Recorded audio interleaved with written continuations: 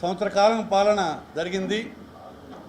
ఆనాడు ఎన్నికల ముందు ఇచ్చినటువంటి మేనిఫెస్టో కానీ, ఎన్నికల ముందు ఇచ్చినటువంటి కూటమి సూపర్ 6 కానీ ఆచరణ చేయకుండా మరి ఇప్పుడు కూడా అబద్ధపు మాటలు, అవకాశవాద రాజకీయాలు చేస్తున్నటువంటి కూటమి ప్రభుత్వం ఎన్నికల ఫలితాలు వచ్చిన మొదటి రోజు నుంచే అనేక దౌర్జన్యాలు, అనేక ఇబ్బందికర పరిస్థితులు రాష్ట్రంలో క్రియేట్ చేస్తూ వైఎస్ఆర్ పార్టీని ఇరకాటం పెట్టే విధంగా వారు వ్యవహరించిన తీరుకి నిరసనగా ప్రజల పక్షాన వైఎస్ఆర్ పార్టీ పోరాటం చేసే కార్యక్రమమే ఈ వెన్నుపోటు దినం.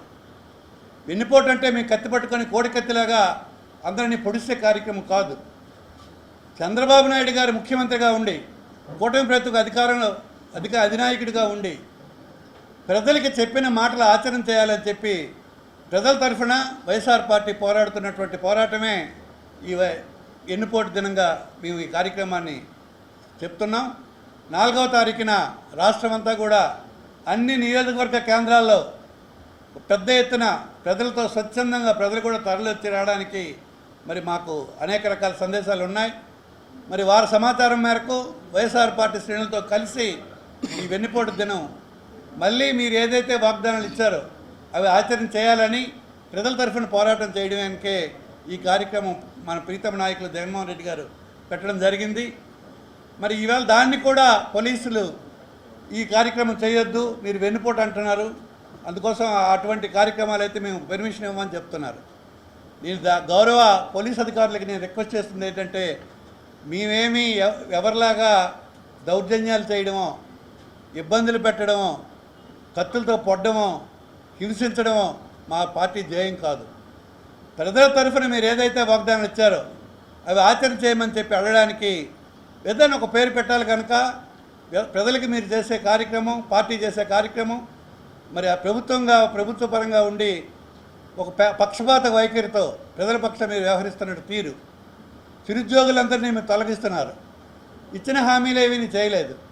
మేము గతంలో 3,000 వరకు ఫెన్స్ ఇస్తే మీరు 4,000 చేస్తారు తప్ప మీరు చేసినటువంటి కార్యక్రమం ఏంటని నేను అడుగుతున్నాను. మీరు 24 గంటలు అమరావతి రాజధాని కడతా ఉంటారు. రాజధాని మీకు కట్టొద్దని మేము చెప్పలా. ప్రపంచంలోకెల్లా ఉన్నతమైన రాజధాని అమరావతిలో కడతామన్నటువంటి విషయం అంత అవసరమా నేను అడుగుతున్నాను చంద్రబాబు నాయుడు గారికి.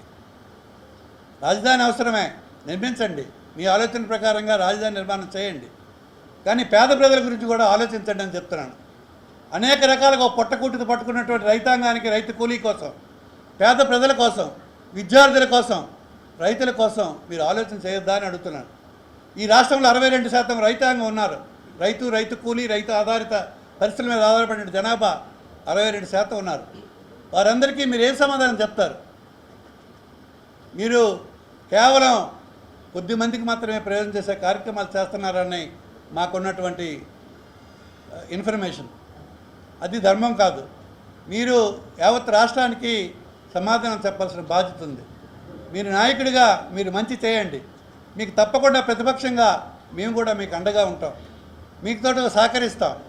కానీ మీరు చెప్పిన మాటలు ఆచరణ చేయాలని ప్రజలకు ఏవైతే 50 సంవత్సరాలకే పెన్షన్ ఇస్తామని చెప్పారు, తప్పకుండా చేయండి, చాలా సంతోషం. 50 సంవత్సరాలకు 40 సంవత్సరాలకే ఇవ్వండి, ఇచ్చినా మాకు ఇష్టమే. కానీ ఇవన్నీ ఎంతవరకు సాధ్యం అన్నది మేము ఆ మాటలు మేము చెప్పలేకపోయినాం. మీరు చెప్పారు, చెప్పిన మాటలు చేయండి. ప్రతి ఒక్కరికి 15,000 ఇస్తామని చెప్పారు. ఆడబిడ్డలకు సహాయం చేస్తామన్నారు. రైతులకి, విద్యార్థులకి, మహిళలకి ఉచిత బస్సుల్లోనే మీరు రాష్ట్రాన్ని తిరుక్కోవచ్చు అని చెప్పారు. అవన్నీ మర్చిపోయినారా అని అడుగుతున్నాను నేను. సంవత్సర కాలమైనా కూడా మీరు ఏది స్పందించకుండా, ఏమీ చేయకుండా నిర్లక్ష్య దూరంగా మీరు ఉన్నారు కనుక ఈవేళ మీకు గుర్తు చేయడానికే ఈ కార్యక్రమం చేస్తున్నా. మీరు మొన్నెప్పుడో రామ్మోహన్ మాట్లాడుతూ మరి ఎయిర్పోర్ట్ గురించి మాట్లాడుతున్నాడు. ఆయన భోగాపురం ఎయిర్పోర్ట్ ఎవరు ప్రారంభించారు, ఎవరు చేశారు? ఈవేళ వరకు పనులు జరుగుతున్నాయంటే ఎవరి కాలంలో జరిగాయి ఇవన్నీ? అలాగే ఇక్కడ మూలపేట పోర్ట్ ఎవరు ప్రారంభించారు? మీ ఆలోచన అది. ఈవేళ మీరు చేసే కార్యక్రమాలు మీరు వారి పర్యవేక్షణ చేసి అంతా మీరే చేసినట్టుగా హడావుడి చేస్తున్నారు. కిడ్నీ రీసెర్చ్ సెంటర్, అలాగే ఉద్దానం ప్రాంతంలో జరిగినటువంటి హాస్పిటల్ నిర్మాణం, అలాగే మరి అక్కడికి అవసరమైనటువంటి స్వచ్ఛమైనటువంటి నీరు హిరమండలం నుంచి మరి నీరు అక్కడ తీసుకువెళ్ళి ప్యూరిఫైడ్ డ్రింకింగ్ వాటర్ ఆ ప్రాంతం అందించి ప్రజలకి ఆ కిడ్నీ నివారణ కోసం ఒక ప్రధాన అవసరమైనటువంటి మంచినీరు సప్లై ఈవేళ మా ప్రభుత్వం చేసింది. మీరు చేసినవన్నీ మీరు తెరసాటుగా మీరు కప్పేసి ఇవన్నీ మీరు చేసినట్టుగా కాలక్షేపం చేస్తున్నారు. చేయండి, తప్పులేదు. కానీ మీరు చెప్పినవి కూడా చేయండి. మీరు చెప్పిన పనులు ఆచరించండి. ఇక పోలీస్ అధికారులకు మేము చెప్తున్నాము, మీరు పెర్మిషన్ ఇవ్వండి. ప్రజల తరపున శాంతియుతమైనటువంటి ర్యాలీలు మేము చేస్తాం.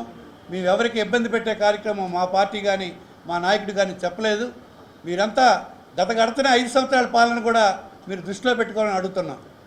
5 సంవత్సరాలు మా పార్టీ ఏం చేసింది, సంవత్సర కాలంలో తెలుగుదేశం పార్టీ కూటమి ప్రభుత్వం ఏం చేసిందో మీరు బేరీజు వేసుకొని శాంతియుతంగా చేసే మా ర్యాలీలకు కానీ మా కార్యక్రమాలకు కానీ దయచేసి సహకరించండి అని చెప్పి పోలీస్ అధికారులకు కూడా కోరుకుంటూ, ప్రభుత్వం ఎప్పటికైనా మరి త్వరితగతిన మీరు చెప్పిన వాగ్దానాలన్నీ ఆచరించాలని రిక్వెస్ట్ చేస్తూ, మీ అందరూ ఈవేళ వచ్చినటువంటి గౌరవ పాత్రికేయ సోదరులందరూ, ప్రెస్ మీట్కి హాజరైనటువంటి ఎలక్ట్రానిక్ మీడియా, ప్రింట్ మీడియా వారికి, సహచర వైఎస్ఆర్ పార్టీ నాయకులైనటువంటి మీ అందరికీ, మా గౌరవ ప్రియమిత్రులు ఎమ్మెల్సీ గారు రవిబాబు గారికి అందరికీ కూడా ధన్యవాదాలు తెలియజేసుకుంటూ ముగించుకుంటాం.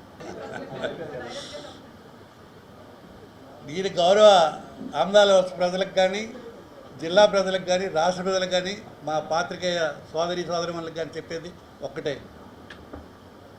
వైఎస్ జగన్మోహన్ రెడ్డి గారు ఒక ఆదర్శవంతమైనటువంటి నాయకుడు. మా దృష్టిలో సరే అనేక కార్యక్రమాలు చేసినా రాజకీయాల్లో గెలిపోవటం అనేది సహజమైనటువంటి పరిణామం.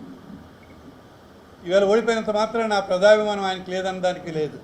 ఏ ప్రాంతానికి వెళ్ళినా వేలాది మంది ప్రజలు ఆయనకి నీరాజన పడుతున్న సమయం. అప్పుడు ఎన్నికల్లో కూడా తెలుగుదేశం, మరి జనసేన, బీజేపీ, ఇతర పార్టీలతో కూడా కలిసినా వాళ్ళకు వచ్చే ఓట్ల కంటే మాకు వచ్చే ఓట్లు చాలా తక్కువ తేడా. 40% ఓట్లు మేము ఇప్పుడు కూడా సాధించాం. స్థానిక ఎన్నికలు ఒక వార్డు మెంబర్ నుంచి జిల్లా పరిషత్ వరకు అన్ని స్థానాల్లో కూడా మేమే ఉన్నాం. 90% పైన మేము ఉన్నాం ఇవే కూడా. మరి దానికి ఆమ్దాల వలస కూడా మినహాయింపు కాదని నేను చెప్తున్నాను. గత ఎన్నికల్లో గౌరవ మాజీ స్పీకర్ గారు పెద్ద మెజార్టీతో ఇక్కడికి వెళ్ళడం జరిగింది. మొన్న ఎన్నికల్లో ఓడిపోయినారు. రాజకీయాలు ఇవన్నీ. ఎన్టీ రామారావు ఓడిపోయినాడు, చంద్రబాబు నాయుడు ఓడిపోయినాడు, మహామహిళందరూ ఎంతోమంది, ఇందిరాగాంధీ లాంటిది మరి ఉక్కు మహిళగా ప్రపంచ దేశాల్లో గౌరవపతి ఇందిరాగాంధీ ఓడిపోయింది. ఓటమి గెలుపు అన్నది రాజకీయాల్లో సహజమైన పరిణామం. అందులో మినహాయింపు ఆందోళన కూడా లేదు. రాజకీయ పార్టీలో మాకున్నటువంటి కోట్లాది మంది ప్రజల్లో కొంతమంది సమర్థులని అక్కడ ఉన్నటువంటి అధినాయకుడు నిర్ణయం చేస్తాడు. ఈవేళ ఆమ్దాలవలస అసెంబ్లీ స్థానానికి కోన రవిని, చింతాడు రవిని అభ్యర్థిగా నియామకం చేశారు.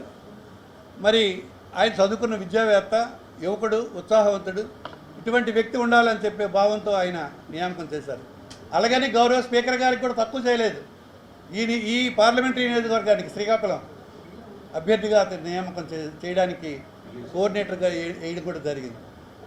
ఇద్దరిని సమన్వయపరుస్తూ ఆమ్దాల వలసని పెద్ద మెజార్టీతో గెలిపించే దిశగా భవిష్యత్తులో మన పార్టీ కార్యకర్తలందరూ, ప్రజలందరూ ప్రయత్నం చేయాలని చెప్పి ఆయన చేసే మంచి ఉద్దేశం. దాన్ని సఫలీకృతం చేసే బాధ్యత ఈ ప్రాంతంలో ఉన్నటువంటి ప్రజలది. అవకాశాలు వచ్చేటప్పుడు అందరూ కలిసి రావడం అన్నది, ఆ ప్రాంత అభివృద్ధికి తోడ్పడాలన్నది చాలా ప్రధానమైనది.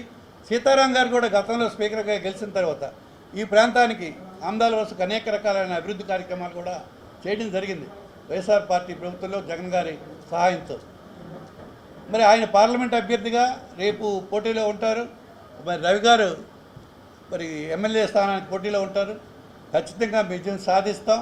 మీరేం అపోహలొద్దు. మీరు కూడా దయచేసి గౌరవ పాత్రికేయ సోదరులు కూడా మాకు సహకరించండి. ఉన్న యథార్థం, వాస్తవికతని ప్రజలకు తెలియజెప్పి ప్రజల సానుకూలత మాకు వచ్చే విధంగా సహకరించాలని మా సోదరికి, మా సోదరీమణులకు అందరికీ రిక్వెస్ట్ చేస్తున్నాను.